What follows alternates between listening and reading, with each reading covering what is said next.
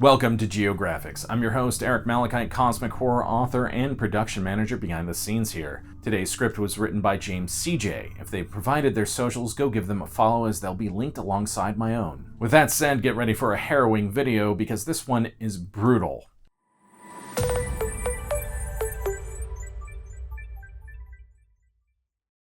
2001 forever changed the US in more ways than anyone could imagine. Before the September attacks on the World Trade Center, the US already had a reputation for being quick to military intervention and operating outside the law in how it approached military targets and prisoners of war. Guantanamo Bay gave legitimacy to the idea that the United States believed it was above the law when it came to the freedoms and human rights they preached to the world. Guantanamo Bay is a naval base that holds the Guantanamo Bay detention camp far beyond the US mainland, situated along the southeast coast of Cuba.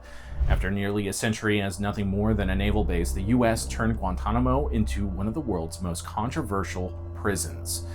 For a while, they got away with it, but like many aspects of the War on Terror, the house of cards eventually came crashing down.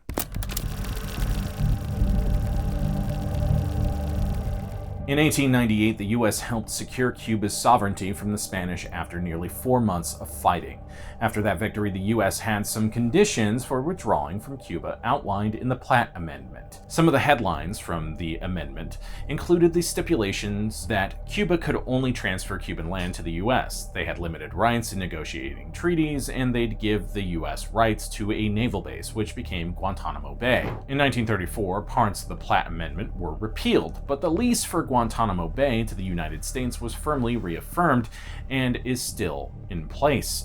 Since the communist government came to power in Cuba around 1959, the US military presence in Cuba at Guantanamo Bay is viewed as illegal. Beyond the occasional complaints from the Cuban government, Guantanamo Bay remained nothing more than an uncontroversial, out of the public eye naval base. But alas, that would not last forever. Let's go ahead and fast forward nearly a century to 2001, when everything about the future of America and Guantanamo changed.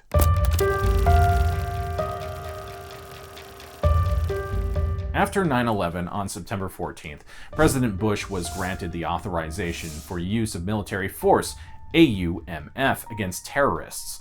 This gave him broad powers to respond to the attack.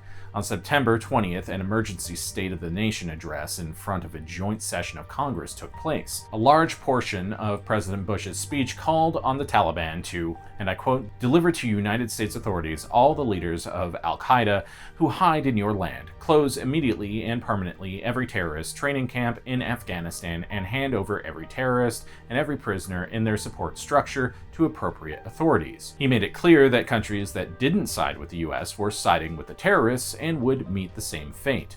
On October 7, 2001, Bush announced the first strike in Afghanistan. The first year of the Afghanistan war resulted in a lot of prisoners, with the first 20 detainees being brought to Guantanamo on January 11, 2002. Between 2002 and 2003, the majority of Gitmo inmates would be brought to the detention center, with the camp population peaking in May 2003 with 680 active detainees. The number of new detainees brought to Gitmo dropped dramatically in 2004, with none added in 2005 and only a couple in 2006 and 2007. In 2005, after leaked reports of abuse at Guantanamo and photographs of abuse of prisoners by American soldiers in Iraq at the Abu Ghraib prison, Congress responded by passing the Detainee Treatment Act. The measure banned cruel, inhuman, or degrading treatment of prisoners while in military custody.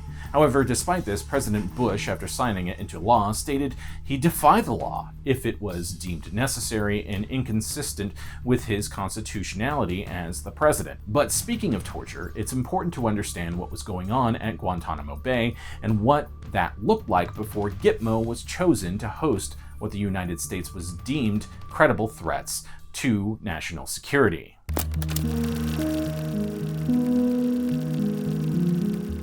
Guantanamo Bay became infamous for numerous reasons, like its detention of innocent people, its lack of due process, and brutal conditions. The main thing it became known for was something referred to by the CIA as enhanced interrogation techniques, which was their way of dressing up what the world would later refer to as systematic torture. It was Assistant AG for the Office of Legal Counsel, J. Bybee, who advised Bush to hold prisoners abroad so that they'd be able to be detained indefinitely, free from judicial review and void of congressional oversight. Eventually, after needing a permanent place to keep detainees, Guantanamo Bay was picked to become a military prison compound, thus beginning over 2 decades of controversy.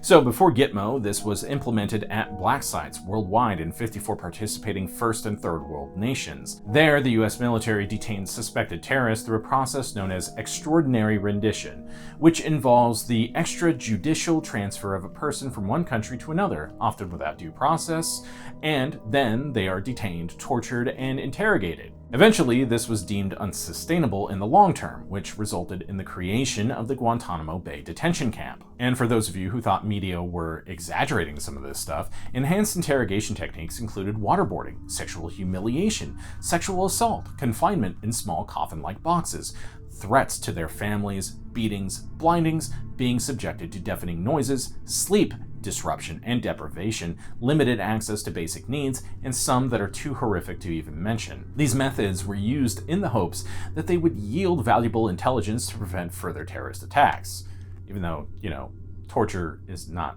reliable. While reports of torture at Guantanamo came about as early as 2002, it wasn't until 2005 that an investigation was opened into the CIA's destruction of interrogation tapes. The investigation took 7 years to complete and resulted in a 6,200-page report on torture at Guantanamo Bay. A somewhat redacted summary was released to the public in 2012. The report concluded that the CIA made countless misrepresentations of what they were doing, how effective their methods were, and how they knew what they were doing was illegal.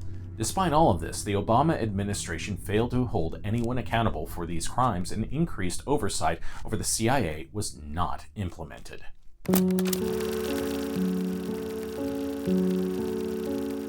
There are numerous reasons why Guantanamo Bay was chosen to host what the US classified as some of the most dangerous terrorists in the world. For starters, it's secure and isolated, reducing the risk of escape or attack by outside individuals and preventing terrorists from touching American soil. However, the main reason was legal ambiguity and lack of local jurisdiction.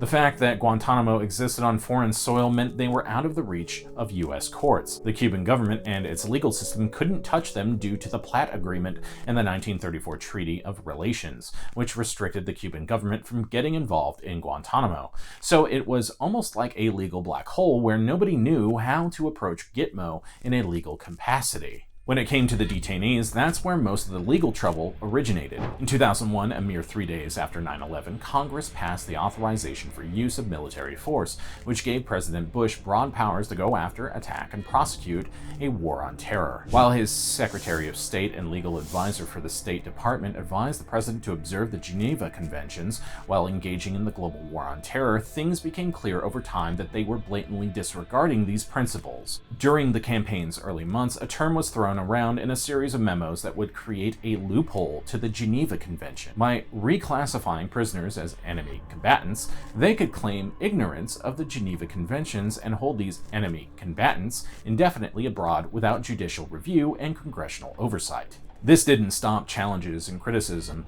aimed at the US government. Internationally, many took issue with the US violating the Geneva Convention. Eventually, the courts got involved, as did Congress. Some challenges eventually made their way to the Supreme Court, such as in 2004 with Rasool versus Bush, which resulted in a 6-3 decision providing detainees the right to habeas corpus. In 2006, Hamdan versus Rumsfeld resulted in the combatant status review in tribunals, which sought to determine if detainees were indeed unlawful combatants in cases of habeas corpus. When it came to Congress, they acted in accordance with both court cases surrounding Guantanamo and reports that were leaked seeking from the facility. For example, they passed the Detainee Treatment Act in 2005, which sought to correct possible mistreatment of detainees at Gitmo after reports were coming out of possible torture taking place at the facilities. However, they also acted in ways that went against helping the detainees at the detention facility, such as with the passing of the Military Commission Act, denying federal courts jurisdiction to hear any petitions on behalf of Guantanamo detainees challenging their detentions and leaving it to military commissions instead.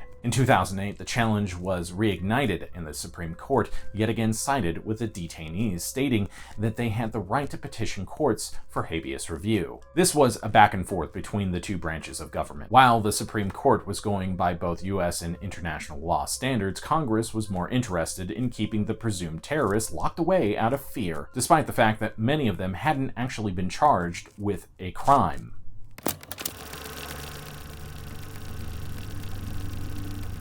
The layout of Guantanamo Bay is by no means the most straightforward. Due to the facility being operational, some aspects of the detention camp are still limited to the public. But here's what we know. When the detention facility first opened in 2002, the enemy combatants were taken to a camp referred to as Camp X-Ray. Camp X-Ray was the first detention center at Guantanamo Bay, acting temporarily while other facilities were being constructed further south. This detention center was simple, open cages that held detainees from January 21st to the end of April 2002 before being transferred to Camp Delta. This compound is home to several camps, each offering different comfort levels. Camp Delta is home to a bulk of the prisoners in detention centers. The detention centers within Camp Delta are called camps, with an accompanying number, making understanding the compound more confusing. Camp Delta is home to camps from 1 to 7, except Camp 2, which may or may not have existed, and Camp 6, which is separated to the east. The camps used for high-security prisoners included Camp 1 and 5. Camps 3 and 4 were used for less problematic prisoners, but Camp 3 was briefly turned into a punishment unit in 2006. Camp 7 was known as Camp Platinum, but not much is actually known about this facility. There's also a facility known as Camp Echo, a disciplinary block with some of the worst conditions of all the centers, with tiny cells half the size of Camp 5 and horrid facilities. Finally, we arrive at Camp 6, which opened in December of 2006 and houses the vast majority of the few remaining detainees at Guantanamo Bay. It's a medium security prison and is considered more friendly than the Camp Delta facilities, if you can believe it. Most inmates who end up here have been cleared for release or transfer. It's unclear how these detention centers have been used with each decrease in the detainee population. With only 30 detainees remaining at Guantanamo Bay, all varying degrees of security level, it's likely that the majority of these centers hold a handful of people still waiting to be released or transferred to their home nations.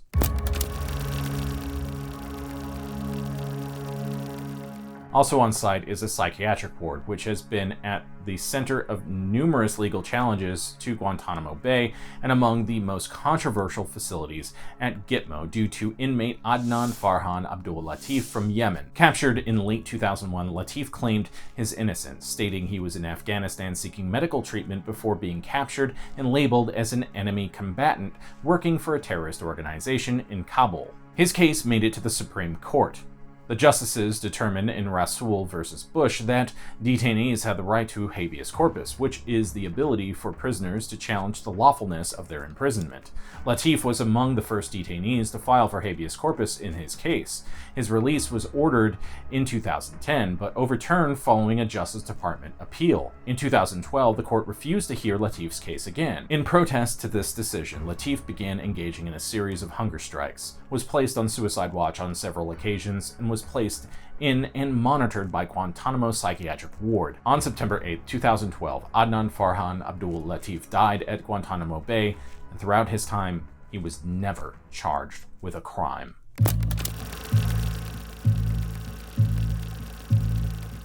The existence of another camp, Camp No, is largely unclear. A joint investigation in 2010 by Harper's Magazine and NBC News brought the possible camp to light. The camp is thought to be located a mile beyond the boundaries of the overall detention center, the overall detention area. The secret camp is surrounded by concertina wire and features no guard towers. The leading theory is that this was a place that conducted secret interrogations using illegal tactics like those mentioned earlier. Since Guantanamo opened in 2002, there's been a total of 7 suicides, but many believe that's not how they actually died. It's possible that Camp No had a part to play if they died as a result of torture. The truth is unclear. From 2003 to 2006, a small site operated by the CIA was known as Penny Lane, which had far nicer facilities, including cells with a private kitchen, showers, a TV, and a proper bed. Detainees who stayed here were people the CIA attempted to make spies against Al-Qaeda. It's unclear how many detainees became agents for the CIA or if they were even successful. This was only made public in 2013, exposing that during its first decade of operation, and maybe even its second, secret facilities existed at Guantanamo Bay, and we still don't know the details.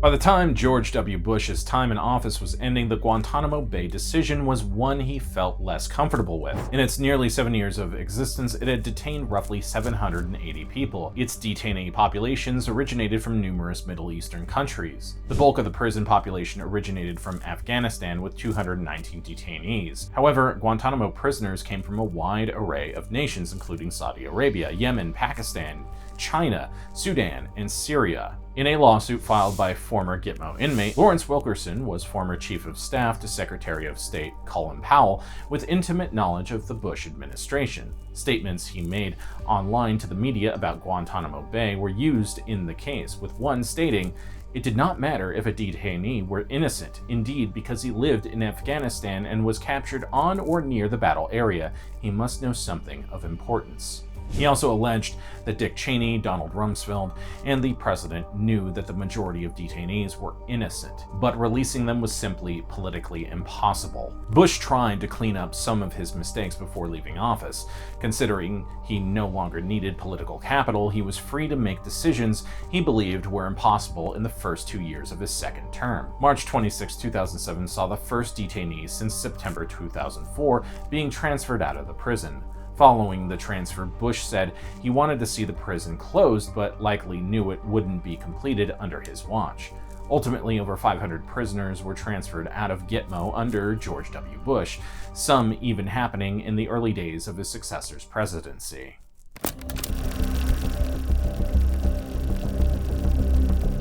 Heading into his first term, Barack Obama faced complex issues on numerous fronts. Beyond the economic crash of 2008, the wars in the Middle East raged on. Despite this, he mentioned Guantanamo Bay multiple times, making it clear it was an issue at the forefront of his administration's mind. Unfortunately, for a long time, it was more words than actions. Beyond the executive order he signed on his second day in office directing the detention camp to be shuttered within a year, nothing was meaningfully done to achieve the measure. So why did Obama fail at closing Gitmo when he had 8 years to do so? For starters, closing Guantanamo was never going to be an easy task. Still, the administration didn't make it easy by not taking advantage of the moment. Between 2007 and 2008, the appetite for closing Guantanamo was growing. Unfortunately, the longer this issue existed under Obama, and the more he said about it, the more Congress started changing their minds, deciding that closing Guantanamo Bay was a bad idea. In truth, this was likely far more political sabotage than realistic fear. In 2016, Obama made his final pitch to Congress to finally close the military prison once and for all. He brought it up during his State of the Union address, proposed a bill, and continued to speak up about the effort. Even though George W. Bush transferred the lion's share of prisoners out of Gitmo, Congress accused Obama of his prisoner transfers being a national security threat,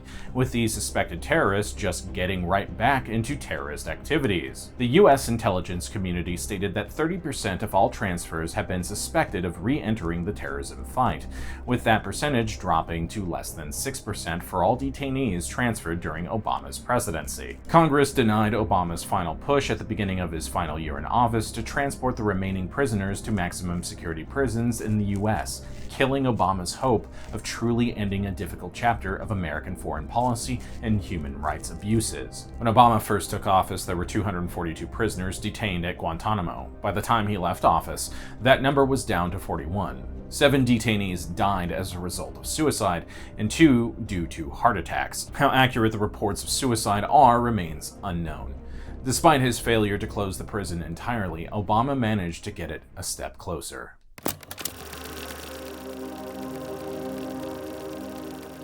Trump's approach to Guantanamo Bay was the opposite of Obama's. That's probably putting it lightly.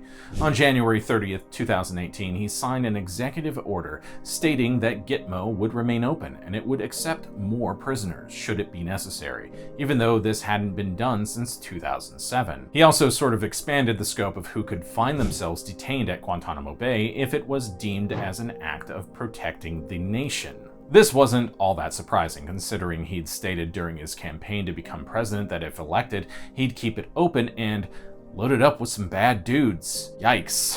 While it wasn't clear what this executive order would result in at the time, hindsight proves that a lot of this talk about Guantanamo Bay was just that. Talk, with a bit of pomp and circumstance. During his presidency, no new prisoners were added to the military prison and only 1 detainee was transferred out, although it was reported that Trump wanted to send people infected with COVID-19 to Gitmo. Of course, it's important to note that US law forbids detaining or trying American citizens at Gitmo.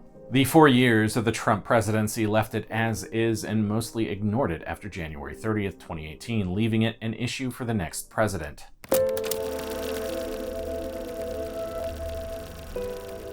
Biden's time in office has been an interesting one for Guantanamo Bay. During his campaign, Biden said the prison should be closed. Still, since entering office, action to do so has been slow, and talk of any efforts made has been non-existent.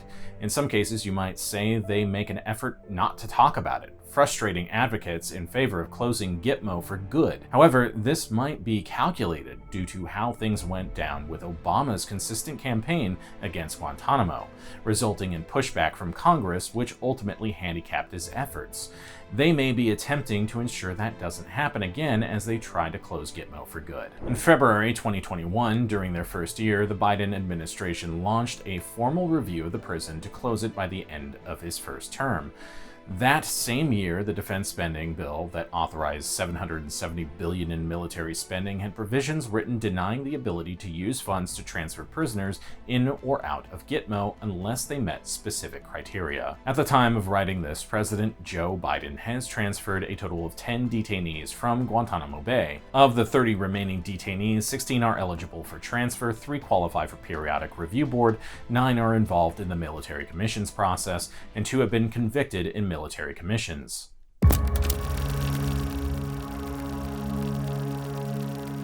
In September of 2022, a quiet revamp of the Biden administration's approach to Guantanamo Bay started with a senior diplomat assigned to oversee detainee transfers. That means we are likely to see more transfers before Biden's term ends, and should he succeed in getting reelected, this might continue in his second term. The hope is to keep chipping away at the detainee population before getting the small amount remaining into supermax prisons on US soil. Right now, Gitmo's future is largely uncertain. With so few prisoners remaining, the incentive to close a controversial facility that costs taxpayers $13 million per prisoner per year should be a top priority. But despite the efforts of Bush, Obama, and Biden, that total remains elusive. For now, we live with the knowledge that one of the last remnants of the failed US-led war on terror still exists. Its legacy of wrongful incarceration, torture, and death in the name of a misguided war and retribution haunts US foreign policy and human rights record today and likely for decades to come. Deep breath. Right? I know I said I'd take the ones you don't want, Karl, but damn, this one was rough. If you found this video informative, go ahead and do all that algorithmic jazz. I'm Eric Malachite, and I'll see you next time, Space Cowboy.